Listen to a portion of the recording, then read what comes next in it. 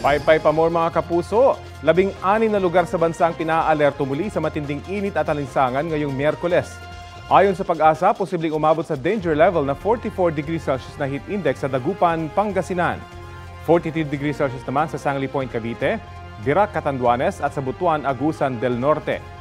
42 degrees Celsius naman ang posibleng heat index sa Itiaga, Isabela, Iba, Zambales, Olongapo City, San Ildefonso, Bulacan, Camiling, Tarlac, Cuyo, Palawan, Rojas, Capiz, Iloilo City, Panglao, Bohol, Catarman, Northern Samar, Dipolog, Zamboanga del Norte at sa Musuan, Bukidnon. Mananatili namang nasa extreme caution level ang posibleng heat index dito po sa Metro Manila. Ayon sa Pag-asa, easterlies muli ang nakakaapekto at magdadala ng mainit na panahon sa bansa ngayong araw. Nagdudulot din ang nasabing weather system ng mga panandaliang ulan.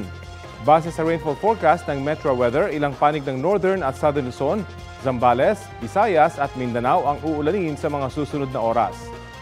Mababa naman ang tsansa ng ulan dito po sa Metro Manila.